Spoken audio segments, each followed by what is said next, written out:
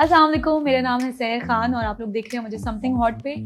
अगर आप लोग जानना चाहते हैं कि क्या मेरी ज़िंदगी में कोई प्रिंस चार्मिंग है या सिर्फ फेरी टेल ही है, तो उसके लिए आपको ये इंटरव्यू देखना पड़ेगा।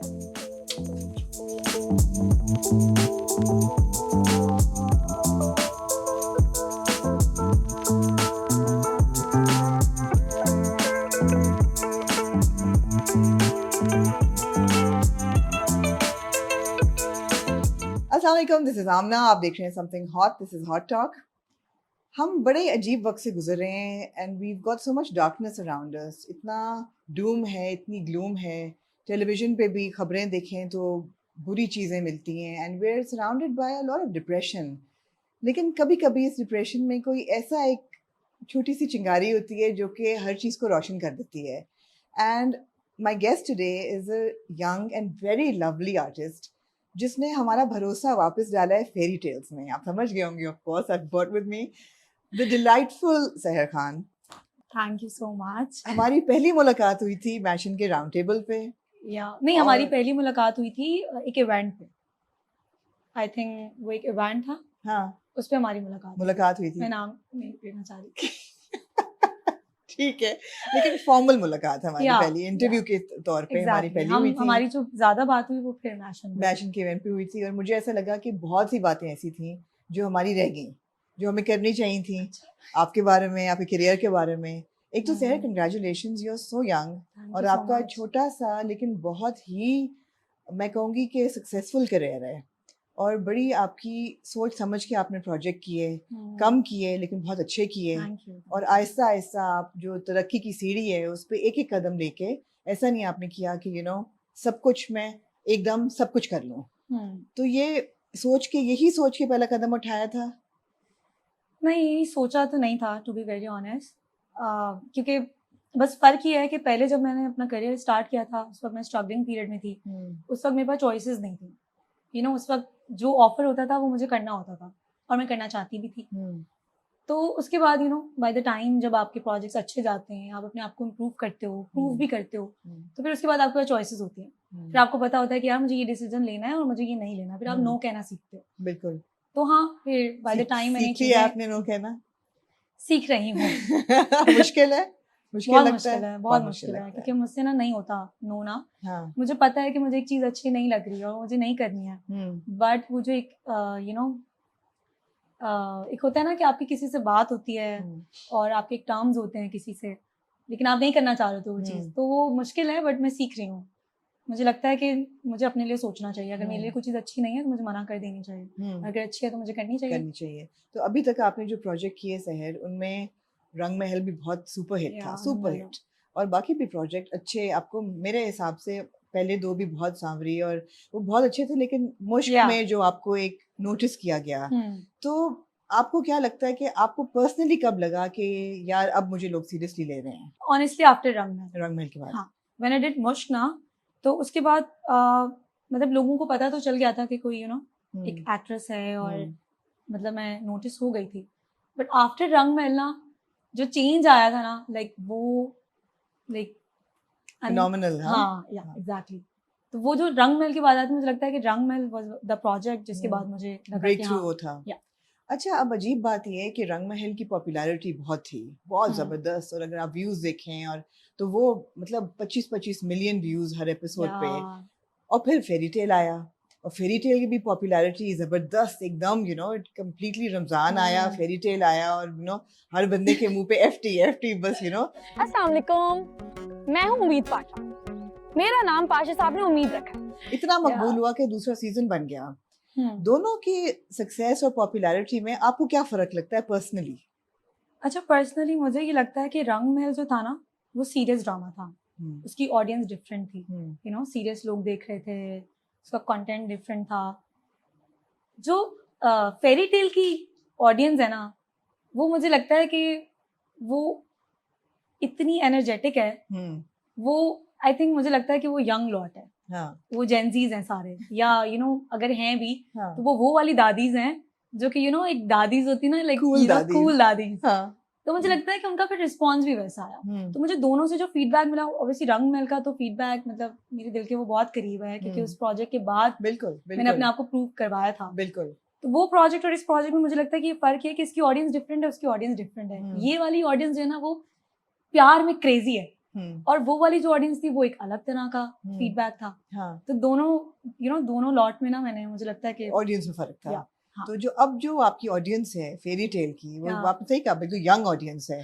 और जिस तरीके का फीडबैक आता है हर एपिसोड पे और हर सीन पे, माशाल्लाह से, तो how do you deal with it? कैसा लगता है? यार मुझे तो बहुत अच्छा लगता है आमना जी। मतलब मुझे लगता है कि जब एक एक्टर या कोई भी इंसान कोई काम करता है तो वो तो यही सोच के करता है ना कि यार ये अच्छा और मुझे इसका फीडबैक अच्छा मिले, और जब मिल जाता है तो मैं आपको एक्सप्लेन नहीं कर सकती कि आपको क्या लगता है। जब स्क्रिप्ट आया, जब मैं वो इसी बात की कंटिन्यूएशन, जब स्क्रिप्ट आया आपके पास फेरी टेल का, तो वो कौन से फैक्टर्स थे कि आपने कहा कि हाँ मुझे ये करना है? अच्छा, बड़ी फनी सी चीज है, मैंने 8 दफा इस स्क्रिप्ट को मना किया। 8 दफा? 8 दफा। Oh wow. क्योंकि ना मैं मेरे लिए ना कंफर्ट लेवल बहुत जरूरी है। ठीक है। मैं obviously I started my career with हम टीवी, और इनसे एक अलग बॉन्ड था। तो ये लोग मुझे ऑफर करते रहते थे, बट मैं निकल गई थी बाहर, फिर मैं प्रोजेक्ट्स करने लग गई, तो ये लोग बहुत बुलाते थे। तो फेरी टेल का जो प्रोजेक्ट है ना, इन्होंने, महेश भाई ने क्या कुछ नहीं कर लिया, उन्होंने कहा तुम नहीं करना। But to be very honest, मैंने स्क्रिप्ट नहीं पढ़ा था, मैं स्क्रिप्ट नहीं पढ़ना चाह भी रही थी। Why were you saying no to it? बार-बार क्यों 8 दफा? आई वाज मैं एक प्रोजेक्ट में इतनी इन्वॉल्व थी कि मेरे पास टाइम ही नहीं था कुछ और सोचने का। मैं कही थी उसको खत्म होने दें, मैं आऊंगी, फिर हम डिसाइड। उन्होंने कहा नहीं अभी करना है। इससे पहले तो फर्क था। मैं उसमें बिजी थी ना फर्क में। ठीक है। तो मैं एक दफा मीटिंग के लिए गई, उन्होंने मुझे ना कन्विंस कर लिया। मैंने कहा ओके मैं कर रही। घर जाके मैंने उनको मैसेज किया, मैंने कहा तुम कौन हो? मैंने कहा सर तुम हमें भूल गई हो। तुम लाइक इमोशनल ब्लैकमेलिंग फुल ना। दूसरी दफा भी, तीसरी दफा भी, चौथी दफा बहुत लोग बैठे हुए थे, मतलब इस तरह से हमारी फनी मीटिंग्स हुई। टू देयर क्रेडिट उन्होंने वेट किया।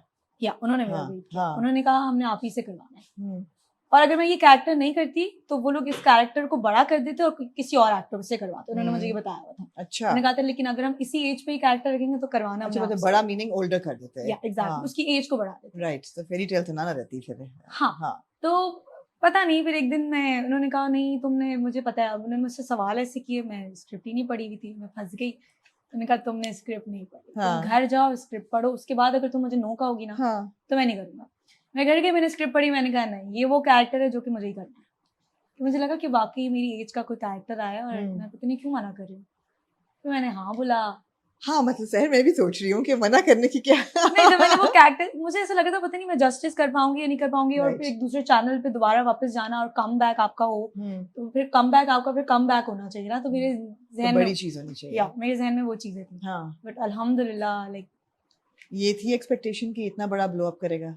नहीं थी। जिस दिन मैं सेट पे गई हूँ ना अपने पहले दिन, और जब मैं अपनी पूरी कास्ट से मिली हूँ, और जब मैंने उनकी एनर्जी देखी है, और जब मैंने उनको देखा है कि यार लाइक, मैंने कहा यार ये कुछ अच्छा निकलने वाला है। क्योंकि हमारे सेट पे कोई भी एक एक्टर ऐसा नहीं था जो, आपको पता हम रात को 4 बजे हमारे पैकअप्स होते हैं। मैंने आज तक 10 बजे के बाद काम नहीं किया। मतलब मैं 10 बजे कहती थी कि मुझे बस घर जाना है, क्योंकि मेरे घर से घर वाले बोलते थे नहीं आप 10 बजे आ जाओ घर। ये वाहिद सेट है फेरी टेल का कि हम 4 बजे भी गए हैं, हम सुबह भी गए हैं, हमने डबल शिफ्ट्स लगाई हैं, और किसी के चेहरे पे ना मतलब कोई एक्सप्रेशन नहीं होता था कि एंजॉय कर रहा था। मतलब मुझे लगा कि मैं एक घर से उठ के दूसरे घर गई हूँ, मैंने वहाँ काम किया। लाइक आई थिंक इसी से एनर्जी मिलती है। अच्छी मुझे लगता है अगर आपके सेट की एनर्जी पॉजिटिव है ना, और सब बहुत पॉजिटिव है, तो मुझे लगता है कि कहीं ना उसका रिटर्न बैक आपको मिलता है किसी भी तरीके से। बिल्कुल। तो वो एक्टर्स का अच्छा होना, दिल लगा के काम करना बहुत मैटर करता है। हाँ, ये याद है कि किस एपिसोड में पहले सीजन में फीडबैक आना शुरू हुआ था कि भाई ये तो क्रेजी सीन हो रहा है? ऑनेस्टली जब हमारा पहला एपिसोड आया था ना, तो उस एपिसोड में हमारी रेटिंग आई थी, लेकिन फीडबैक नहीं आया था। ठीक है, रेटिंग आई थी लेकिन एक दो नंबर, पता नहीं इन लोगों का क्या होता है, नंबर्स, टीआरपी टाइप्स। या तो वो आई थी, अब वो लोग बात कर रहे थे। लेकिन जिस दिन सेकंड एपिसोड आई ना, उस दिन से गेम शुरू हुई थी। सेकंड एपिसोड गेम ऑन थी। हाँ, पहले एपिसोड में फीडबैक आया था, उसके बाद सेकंड एपिसोड से सेकंड थर्ड, क्योंकि रोज चल रहा था ना, आई थिंक उससे भी बहुत फर्क पड़ा। Second third fourth and then feedback आते तो मैंने कहा यार the people are crazy।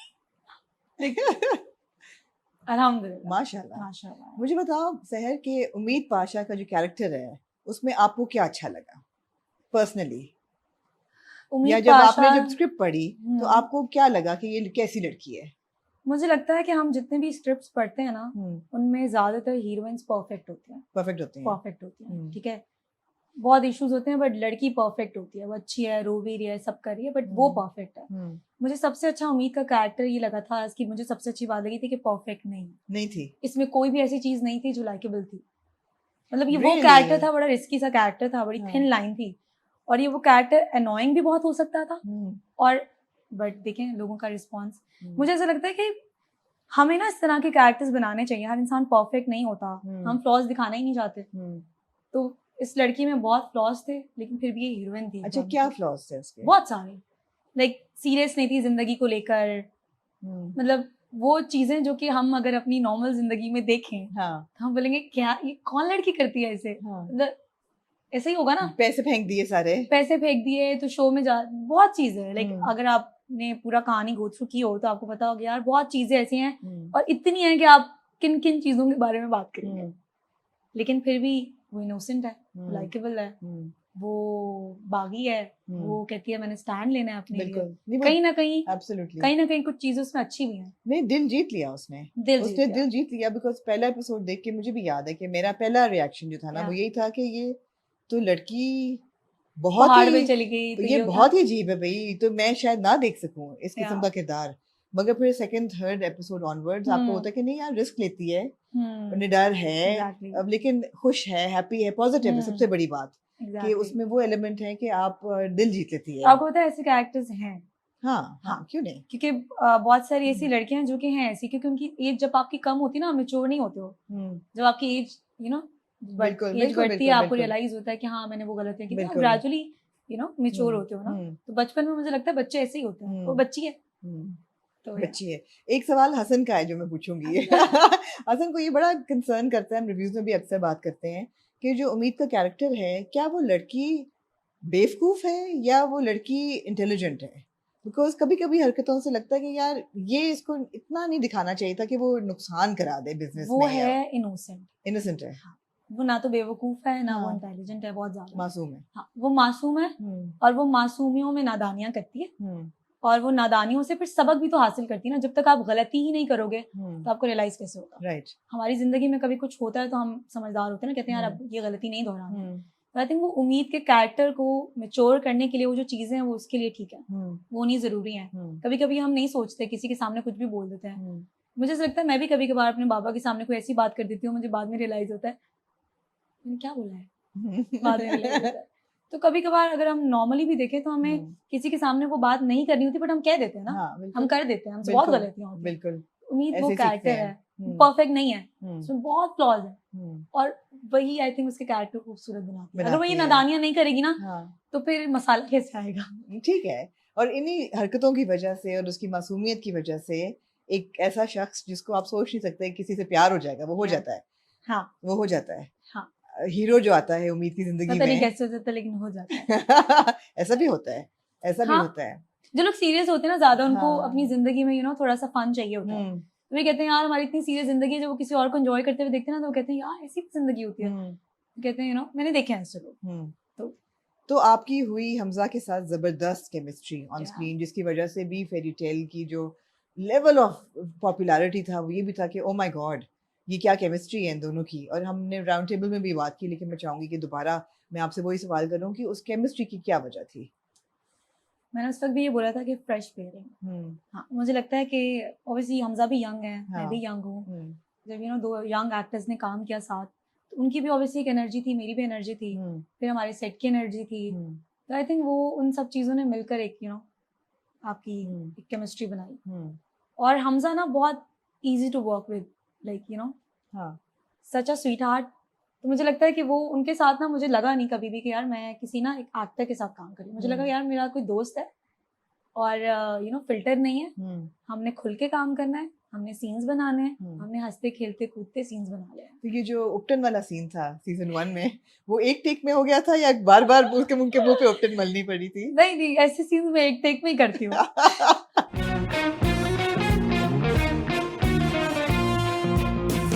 ऐसे बहुत से सीन्स हैं बेचारा। तो कल भी हम एक सीन कर रहे थे, मुझे धक्का देना था गेट पे। तो उसकी मैंने 5 टेक्स की। तो टेक्स मेरा नहीं मसला था, वो फोकस नहीं आउट हो रहा था। राइट। तो वो उसने धक्के खाए। बेचारा हमजा, फरजाद ने काफी धक्के खाए हैं। या तो वो एक बड़ा फर्क पड़ता है ना हाँ। एक्टर से, कि आपके साथ जो एक्टर काम कर रहा है वो इतना इजी है कि आप उसके साथ खुल के परफॉर्म कर सको। तो मुझे लगता है उससे बहुत फर्क पड़ता है। मुझे लगता है ऑफ स्क्रीन भी ना आपकी केमिस्ट्री अच्छी होना जरूरी है। Did you know Hamza before Fairy No. Tale? Not at all. No. बिल्कुल मुलाकात मैं नहीं पहले थी। दिन सेट पे मिली थी उनसे। हाँ। तो और हम मिले ऐसे थे, पता नहीं हम बचपन के दोस्त हैं। नहीं really? एग्जैक्टली। How nice. हाँ। तो हम ऐसे मिले, वो भी और ये भी। तो मैंने बाद में पूछा हमजा कि मतलब अच्छा मैं भी ना पहली दफा मैं हर किसी से मिलती हूँ ना तो मैं बहुत ज्यादा जल्दी इतनी फ्रैंक होती हूँ, सीरियस बात करती हूँ, पहले देखती हूँ कि यार इंसान कितना कितना मैं बात कर सकती हूँ कितनी नहीं। तो वो भी फ्री हो गया पहले दिन, मैंने भी तफरीहों में बातें की। तो मैंने कहा यार हमजा क्यों? हमजा ने कहा वो, मैंने कहा यार सारे छोटे बच्चे हमारे सेट में, अब जो है ना मैंने नहीं पढ़ा, मैं क्यों बड़ा बन गया? इतना तो बड़ा नहीं है हमजा। नहीं ऑब्वियसली। हाँ। लेकिन वो एक आप डिसेंट इमेज बनाते हो ना कहीं पे, तो वो आई थिंक हमारा फिल्टर ही नहीं था पहले दिन, तो वो एक अच्छी चीज थी।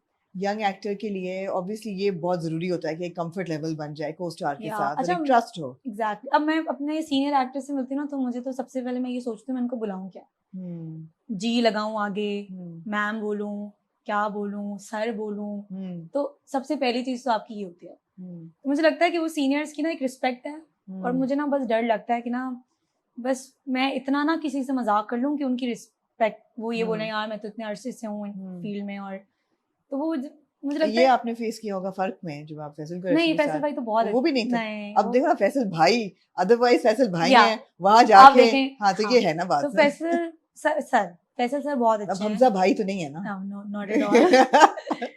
तो फैसल सर बहुत अच्छे हैं, लाइक उन्होंने भी मुझे बहुत एक, लेकिन फिर भी हैं तो सीनियर ना हमारे। ऑफ कोर्स मैं उनको बचपन से देखते आ रही हूँ, और मैं उनकी भी हीरोइन बन गई, तो वो एक थोड़ा सा था एक कि एक मुरव्वत, एक लिहाज, एक थोड़ा सा एक होता है। यहाँ नहीं था बिल्कुल भी। यहाँ तो आप दोनों एक ही हम दोनों यंग थे, हम दोनों ने खुल के काम किया।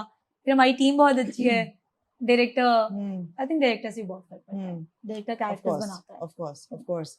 तो बड़े मोमेंट्स पे मैं तो हमेशा हम बात करते हैं कि फेरी टेल मोमेंट्स पे चलती है, यू नो। अब उम्मीद स्किडें मारती हुई दफ्तर में आ रही है, तो आगे से वो खड़ा अच्छा, बहुत सारे लोग कहते हैं कि स्टोरी नहीं है, तो हमारा जो फेरी टेल का कॉन्सेप्ट था ना वो था ही नहीं कि हमारी स्टोरी हो। बेसिकली ये सिचुएशनल ड्रामा है जिसकी सिचुएशंस हैं, और वो सिचुएशन बेस्ड है। स्टोरी हर ड्रामे में चल रही है, बिल्कुल। ये वो ड्रामा है जिसकी कोई स्टोरी नहीं है, ये सिचुएशंस हैं। आप सिचुएशंस पे चल रहे हो, घर भी ऐसे ही होता है ना, आपके घर में भी सिचुएशंस होती हैं। ऐसा तो नहीं ना कि कहानी चली आ रही है कि दादा ने तो ये किया था, तो अब्बू ने ये किया था, तो फिर अम्मी ने ये, नहीं, हमारी सिचुएशंस हैं। हाँ। तो आपको सबसे एंजॉयबल सिचुएशन कौन सी लगी शूट करना? सारी। अभी रिसेंट वाली नहीं बता रही हूँ, बट वो चाय वाला सीन, पहाड़ी वाला सीन, उपटन वाला सीन, और बहुत सारे, मतलब मैं कहती हूँ कितनी पागलों वाली हरकतें की हैं मैंने, बहुत सारी हैं। और जो फैंस ने बहुत एक सीन पसंद किया वो था पिछली कल एक सीन, कपल डांस। या कल अभी तो देखा नहीं है ना, आज जो एपिसोड आनी है वो तो देखी नहीं। कल हम एक सीन कर रहे थे और मैं लड़ रही थी किसी से, देखी थी लड़की लड़ रही है किसी से, कल मैं सीन कर रही हूँ, मैं लड़ नहीं लड़ना नहीं, आई मीन लाइक अब आउटडोर सीन्स बहुत है ना, तो जब हम कहीं परफॉर्म कर रहे होते हैं, दूर कैमरा लगा होता है, तो लोगों को तो नहीं पता ना कि क्या हो रहा है, तो वो जो चीजें फेस करनी पड़ती है ना मुझे, वो हिलेरियस होती है जब लोग पास आके देखते हो।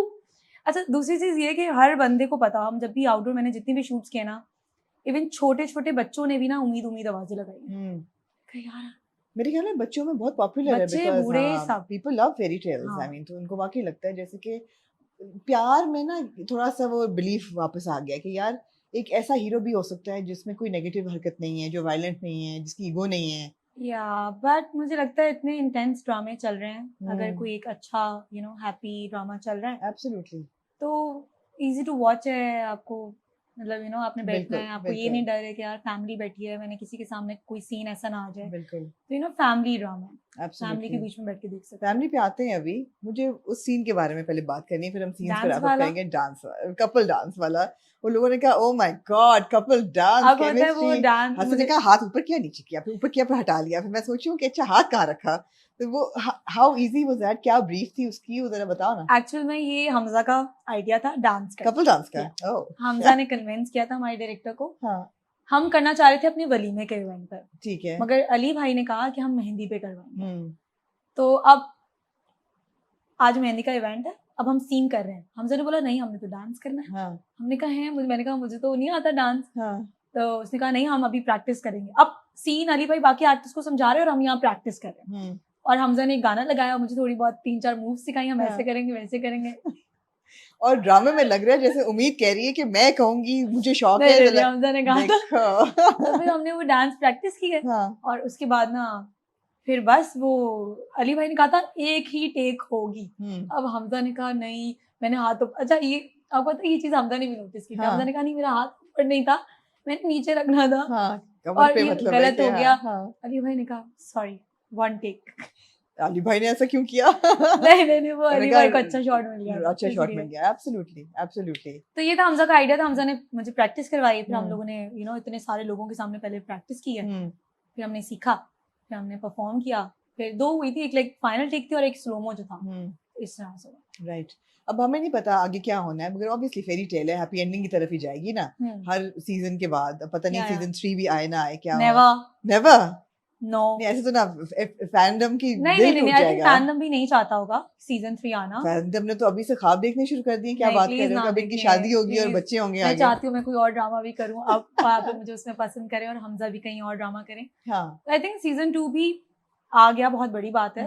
उसमें भी बहुत और बड़ी जल्दी जल्दी लिखा गया, सारा ने बहुत जल्दी नहीं, लिखा। इसके पीछे बहुत एफर्ट हुई है, पहले तो बड़े है। मैं पूछने लगी थी कि सीजन 1 और 2 की ब्रीफ में क्या फर्क था, कितने दिन में लिखा गया, सारी टीम को ऑन बोर्ड किया कि भाई सब फारग हैं, सबके पास डेट्स हैं, टाइम है। अच्छा, जिस दिन हमारा सीजन 1 खत्म हो रहा था ना, आई थिंक हमारा लास्ट डे था और उसके बाद आई थिंक ईद थी या कुछ था, आई डोंट नो, कुछ था, ऑफ आ रहा था, ईद ही थी, ईद था और हमारा फेरी टेल खत्म हो रहा था 3 दिन पहले, 3 दिन के बाद ईद के ऑफ आ रहे थे। 3 दिन पहले हमें बम फूटा कि सीजन 2 हो रहा है। मैं और हमजा हमने कहा यार हमने तो नहीं करना, हमने लोग सब बोलते हैं, ऐसा तो नहीं होता ना। मेरी भी कुछ कमिटमेंट्स थी आगे की, कुछ मैंने ड्रामास करने थे, तो मैंने कमिटमेंट की हुई थी कि मुझे ये करना है।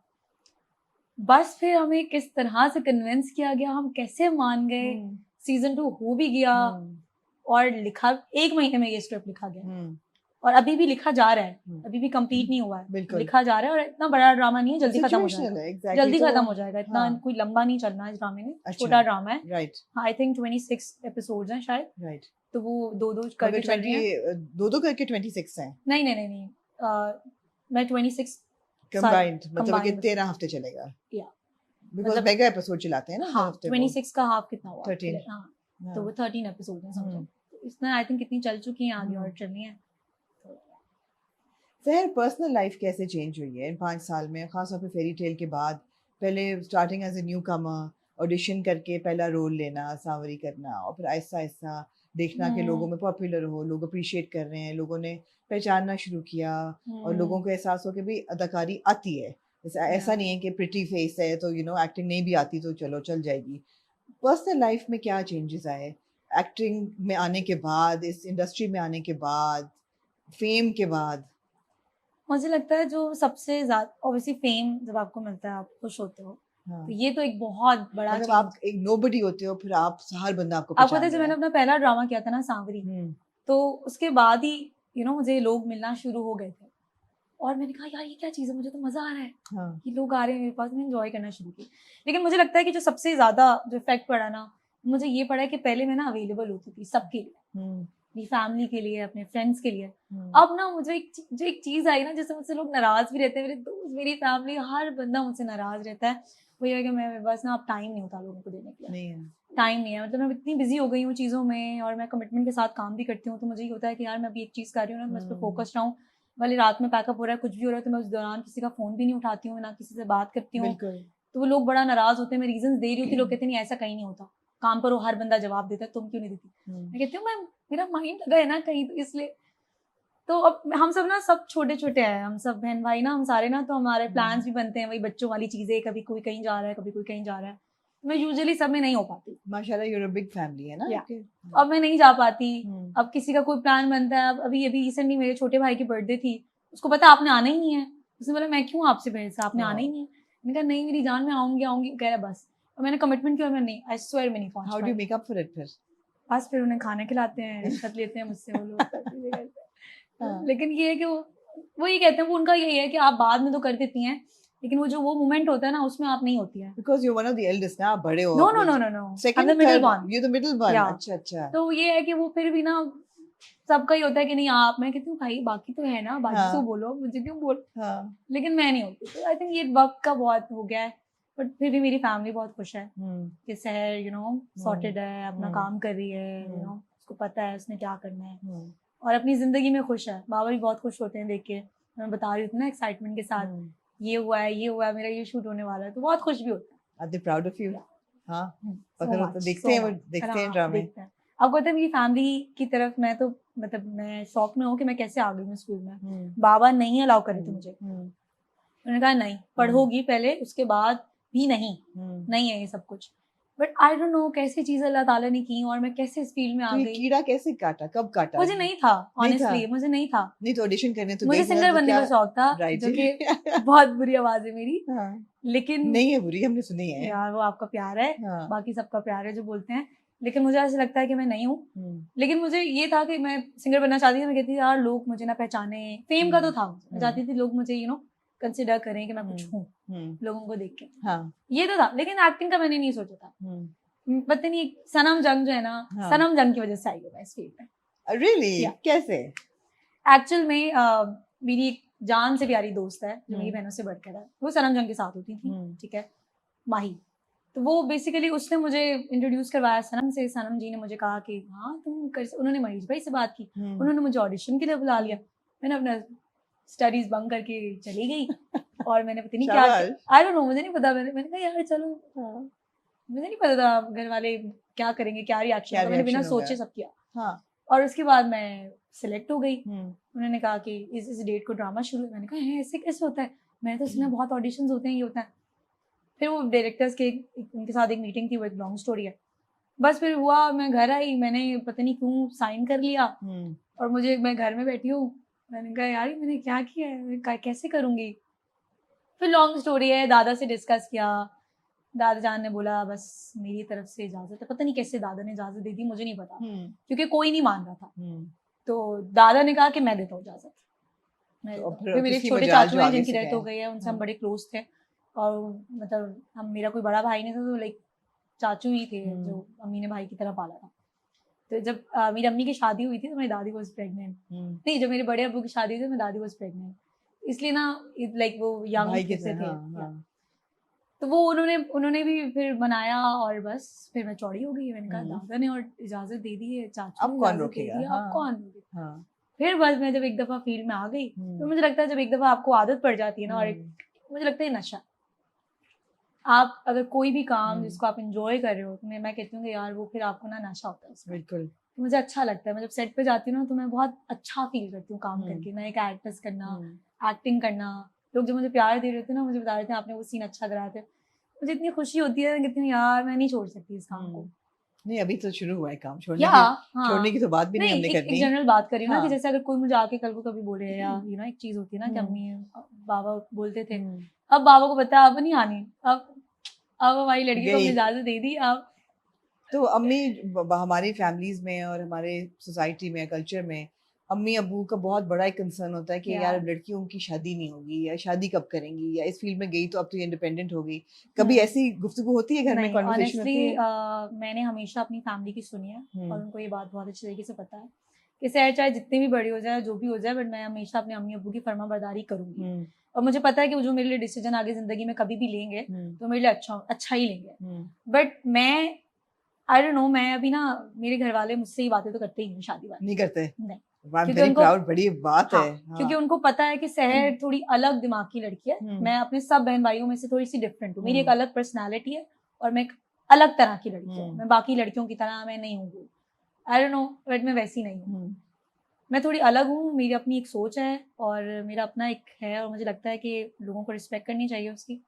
मेरी फैमिली करती है, मेरे डिसीजंस को वैल्यू करती है। हाँ, एब्सोल्युटली। और मुझे लगता है कि लड़की, मेरा ये मानना है, मुझे नहीं पता लोगों का, बट मुझे ये लगता है कि लड़की को इतना इंडिपेंडेंट होना चाहिए कि वो कभी भी कल को जिंदगी पे किसी पे भी डिपेंड ना हो। बिल्कुल, लोग फैंटेसाइज कर लेते हैं ना, जैसे ये हमारी फेरी टेल भी है। मैं अग्री नहीं करती इन बातों पे कि कोई एक लड़की है जो कि खुद से कुछ करना चाहती है बट एक लड़का आ जाए और उसकी जिंदगी चेंज हो जाए। नहीं, क्यों, आप खुद करो कुछ। और जब आप खुद कुछ कर लो फिर आप बिल्कुल। अपने मुताबिक का लाइफ पार्टनर ढूंढो। हम्म, अगर आपको लगता है कि आप कंपैटिबल हो, बिल्कुल। आपको लगता है कि आप दोनों आगे जिंदगी गुजार सकते हो तो आप करो। मैं अभी इसी तरफ आने लगी थी कि फेरी टेल का तो कॉन्सेप्ट ही ये है कि एक लड़की जो है वो बेबस है बिल्कुल, और फिर कोई प्रिंस चार्मिंग उसको आके बचाए। प्रिंस चार्मिंग क्या है?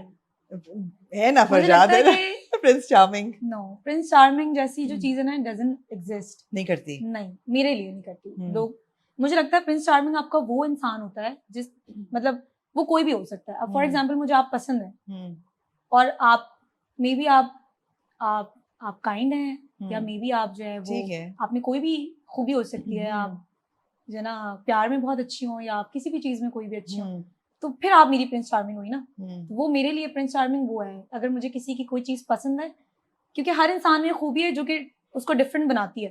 अब कोई किसी का पार्टनर है, मेरी बहन मुझे बोलती है यार मेरी बहनों में जो मेरी बहनों बिल्कुल। उनमें ये चीज अच्छी है, हाँ। तो फिर आपका वो प्रिंस चार्मिंग हुए ना। बट जो प्रिंस चार्मिंग जो हम दिखाते हैं, फैंटेसाइज करवाते हैं लोगों को, जो आइडल, वो तो नहीं एग्जिस्ट करती हमारी आजकल के दौर में, तो नहीं है वो चीजें। तो हमने लोगों को आई थिंक गलत दिखा रहे हैं कि यही है। आई थिंक होता हो बट रेयर। लोगों के ख्वाब नहीं तोड़ते ना रेयर लोगों के। नहीं, हाँ है, बट मुझे लगता है मैं हमेशा अपनी सबको बोलती हूँ, मैं ये बोलती हूँ कि यार हर लड़की को ना इंडिपेंडेंट होना चाहिए। एब्सोल्युटली डिपेंड नहीं होना चाहिए। एब्सोल्युटली। आज मैं बड़ी खुश होती हूँ कि मैं इस एज में जो है ना मैं अपना अर्न कर रही हूँ।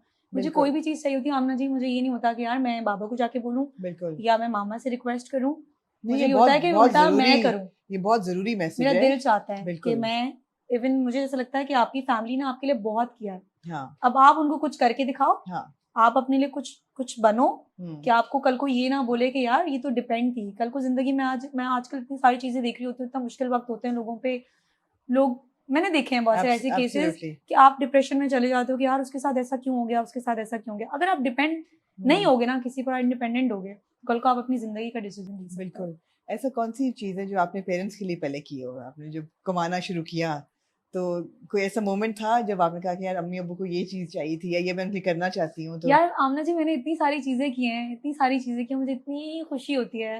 अभी मेरी आपी की शादी है, तो आई एम सो एक्साइटेड। तो मैंने बाबा को, उन लोगों को बोल दिया, मैंने कहा मैं करवाऊंगी हॉल भी, बैंक्वेट मैंने करवाना है, चीजें मैंने करवानी है। मैंने कहा भाई मैं कमा रही हूँ तो मैं खर्च तो करूँ ना। तो मैंने उनको कुछ चीजें बता दी कि ये मैंने करना है। और अभी मैंने ट्रैवल करना है, तो मैंने कहा मैं बाबा आप ही, मैंने आपके लिए गोल्ड लेके आना है, मैंने ये चीजें उनके लिए करनी है। कभी कभी लगता है कि बहुत यंग, बहुत ज्यादा प्रेशर आ गया है कंधों पे कि फाइनेंशियल इंडिपेंडेंस भी होनी है, अपने पाँव पे भी खड़े होना है, परफॉर्म भी करना है। मुझे लगता है कि अगर फैमिली की तरफ से सपोर्ट हो ना हर लड़की को, एब्सोल्युटली, तो आप पे कोई प्रेशर नहीं होता। मुझ पे कोई प्रेशर नहीं है। मैं अपनी मर्जी से कमाती हूँ, मैं अपनी मर्जी से खर्च करती हूँ, मैं अपनी मर्जी से खुश रहती हूँ। मैं दुखी भी होती हूँ तो वो मेरी अपनी मर्जी होती है, उसमें मैं किसी को नहीं बोल सकती कि आपकी वजह से मैं दुखी हो गई। तो मुझे लगता है कि नहीं, that's a great lesson to give women as well कि इंडिपेंडेंट हो, अपनी गलतियों की भी खुद ही आंसरेबल हो, करो गलतियां तो लोग बोलते हैं यार मतलब मैंने ना ये गलती कर दी, मेरे इतने साल जाया हो गए, आपने मजीद और साल जाया करना है? नहीं ना। तो फिर आप ये कहो कि नहीं, जो हो गया वो हो गया, बिल्कुल। अब आप मूव ऑन करो यार, अब आप अपनी जिंदगी जियो, आप खुश रहो। और मुझे लगता है आपका जो दुख है ना वो किसी और से क्यों है, रिलेट क्यों करता है कि मेरे पास पैसे नहीं है इसलिए मैं दुखी हूँ। क्यों नहीं आपके पास पैसे? आप कमाओ, आपकी गलती है ना, मेहनत करो, आप मेहनत करें। आप अगर आपको कोई प्रोजेक्ट या कुछ भी नहीं हुआ, आपको लगा आप अगर आपने आपको ब्लेम करोगे ना, तो फिर आप किसी और को ब्लेम नहीं करोगे, आप बोलोगे यार मैंने खुद करना है। और फिर आप फिर देखें आप कितने डिफरेंट इंसान बनते हैं आगे जिंदगी में। बिल्कुल। अब मेरे सवाल इधर उधर जा रहे हैं, लेकिन यहाँ पे इस कॉन्वर्सेशन को कंटिन्यू करते हुए ज़रूरी सवाल ये है कि कामयाब होने के लिए आज की दुनिया में इस इंडस्ट्री में क्या करना पड़ता है? मुझे लगता है कामयाब होने के लिए ना सबसे पहले आपको खुद से सिंसियर होना पड़ेगा और आपको डिसाइड करना पड़ेगा कि आपको क्या करना है अपनी जिंदगी में। अगर मैं फोकस हूँ और मुझे पता है ना कि मुझे क्या करना है और मेरी डिस्ट्रैक्शंस नहीं है, तो मैं कामयाब हो जाऊँ। तो आपको शहर को क्या करना था? शहर को बस फोकस रहना था। शहर को सबसे पहले तो मुझे अपने आप को प्रूव करना था कि मैंने शुरू में बहुत सारी चीजें ऐसी देखी हैं, तो मेरी तो ना ईगो पे बात आ गई थी। मुझे लग रहा था कि यार मैं क्यों किसी को ब्लेम करूँ ना, मैं क्यों, अगर मुझे कैरेक्टर करना है और मैं वो नहीं कर पा रही तो मेरी गलती है ना, मैंने अपने आप को प्रूव ही नहीं किया। मैं अभी आई हूँ, मुझे ऐसे ही मिल जाएंगे कैरेक्टर्स। मुझे लगता है पहले आप अपने आपको हार्ड वर्क करो, आप प्रूव करो। उसके बाद अगर आपने प्रूव करने के बाद भी अगर आपके साथ कुछ गलत हो रहा है ना, फिर आप कहो कि यार हाँ मैंने अपना बेस्ट दिया, कहाँ गलती रह गई, कहाँ कमी रह गई, तो फिर आप उस कमी को ढूंढो एंड खुद ढूंढो और फिर पूरा करो। तो मेरे लिए ये चीज थी कि मुझे फोकस रहना, मुझे डिस्ट्रैक्ट नहीं होना। अगर मुझे पता है मुझे ड्रामास करने हैं, मुझे ये चीज़ करनी है, तो मुझे वो फिर करनी थी।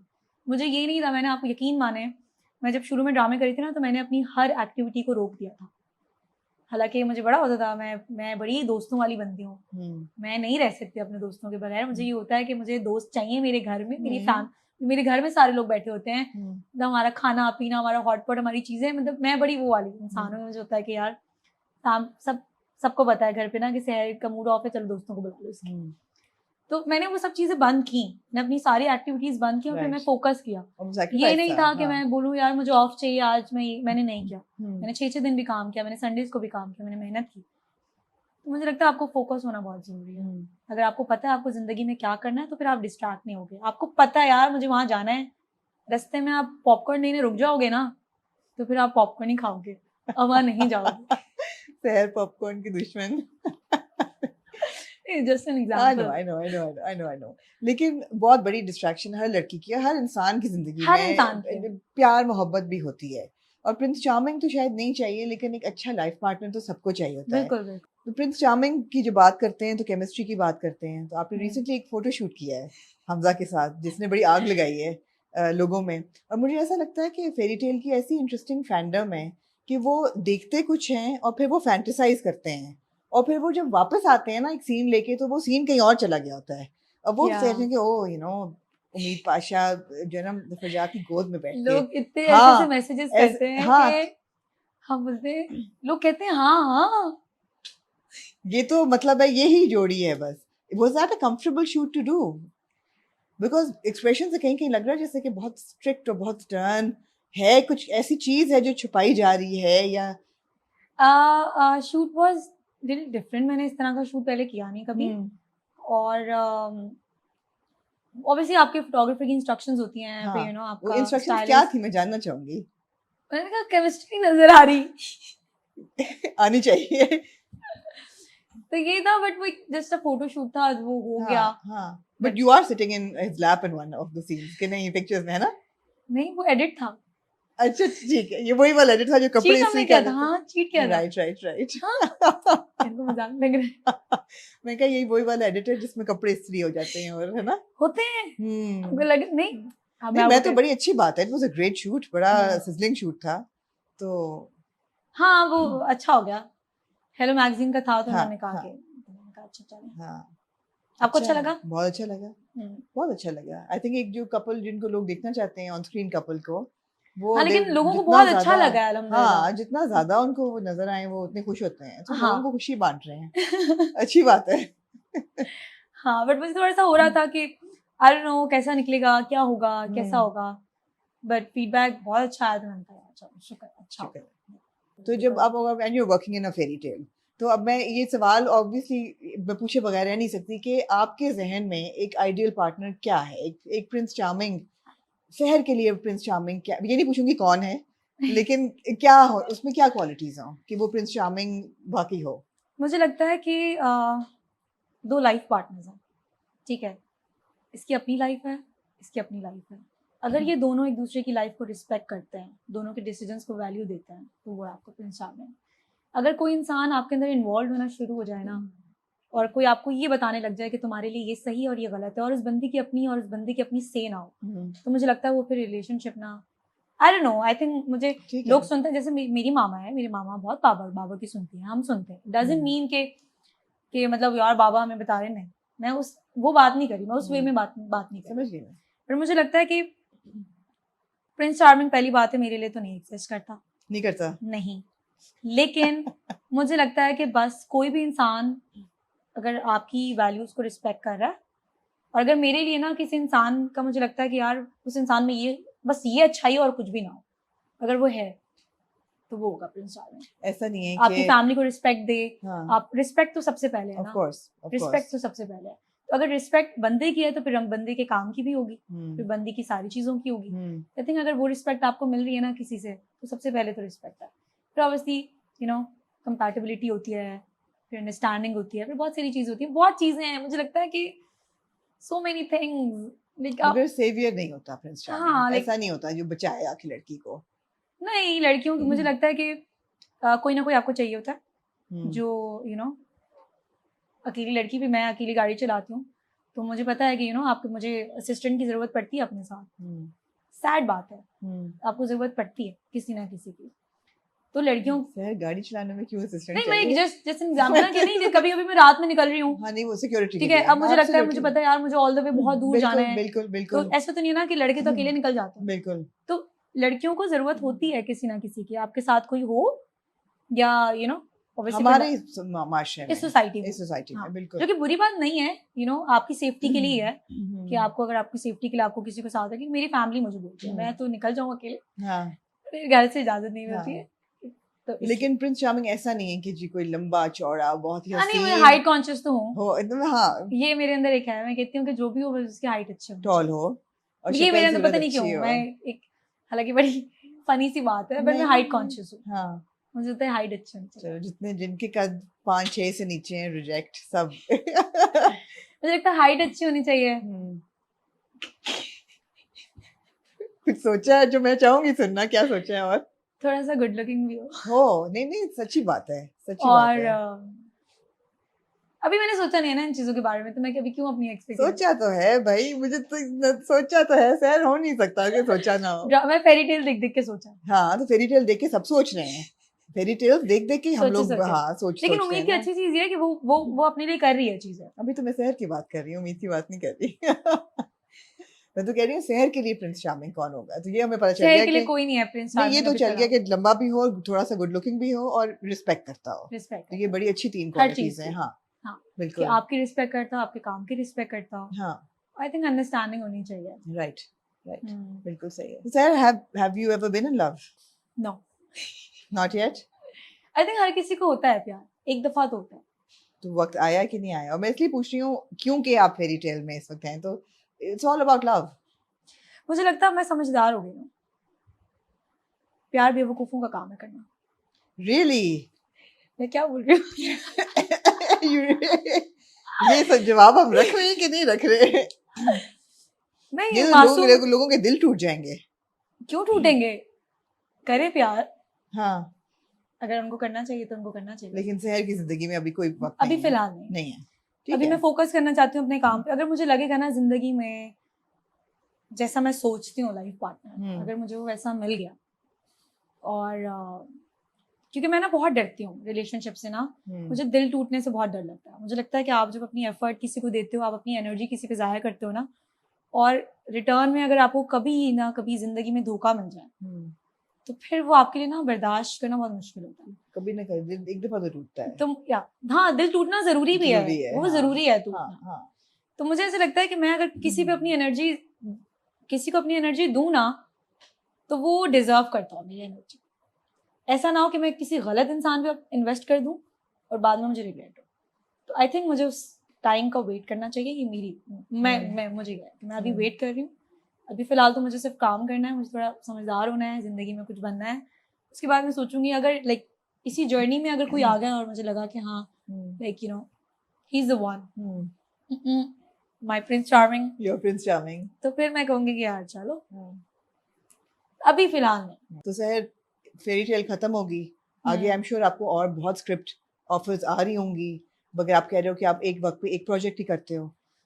मैं एक वक्त में एक प्रोजेक्ट करती हूँ, बट अगर मुझे लगेगा कि कोई बहुत अच्छी चीज़ है और मुझे वो करनी चाहिए तो डेफिनेटली मैं करूँगी। राइट। और अभी तो like it's about to end, और उसके बाद अभी कुछ चीज़ें हैं पाइपलाइन में। साइन किया है अभी किसी चीज़ को? अभी फिलहाल I have not sign yet, but कुछ चीज़ें हैं जो कि मैं देख रही हूँ, और मुझे लगता है कि अब मैं थोड़ा सा कुछ डिफरेंट कुछ करना चाह रही हूँ। उसके लिए मैं पढ़ रही हूँ अभी स्क्रिप्ट्स। ओके, तो लेट्स सी क्या होता है। But television, film?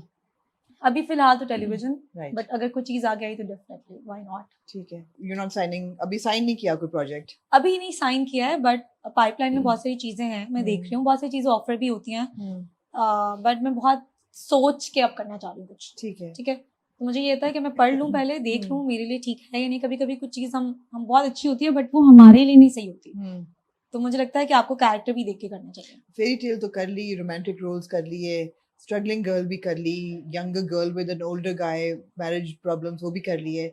ऐसे कौन से रोल्स हैं जो आप सोचते हो कि यार ये इस किस्म के रोल मुझे करने हैं? अच्छा, मुझे ना जब से मैंने अपना करियर स्टार्ट किया ना, तो मुझे एक शौक है एक कैरेक्टर करने का।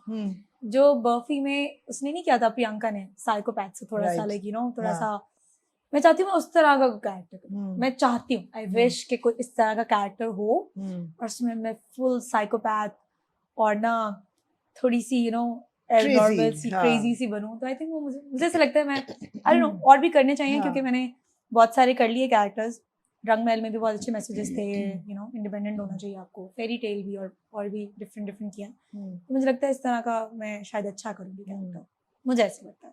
लेकिन रिस्पॉन्सिबल कैरेक्टर्स ही करना चाहते हो या बड़ी ये तो मेरी अपनी productions ख्वाहिश या- है दिली छोटी सी हाँ. कि मुझे ऐसा कैरेक्टर करना है, बट इसके अलावा मैं चाहती हूँ कि मैं कुछ ऐसे कैरेक्टर्स करूँ जो कि यू नो सोसाइटी पर उसका इम्पैक्ट पड़े, मतलब यूजलेस कैरेक्टर्स ना हो कि एक लड़की थी उसने रोया और खत्म हो गया, ऐसे अब मैं चाहती हूँ कि मैं ऐसे कैरेक्टर्स ना करूँ। आई विश, आपको पता है ना हमारी इंडस्ट्री में ऑप्शंस नहीं है, तो जो आपको मिलता है उसी में से आपने गुड चूज करना होता है। Right. तो ये सैड बात है, बट इंशाल्लाह मे बी इन फ्यूचर चीज़ें बेहतर हों और चीज़ें आएँ और हमें अच्छे स्क्रिप्ट्स ऑफर हो। ऐसा नहीं है कि मुझे नहीं मिल रहे होते, हमारे पास है ही नहीं गुड स्क्रिप्ट्स, होंगे बट बहुत कम है, बहुत कम है। बहुत कम है। तो जो हैं उन्हीं में से फिर आपको चूज करना होता है।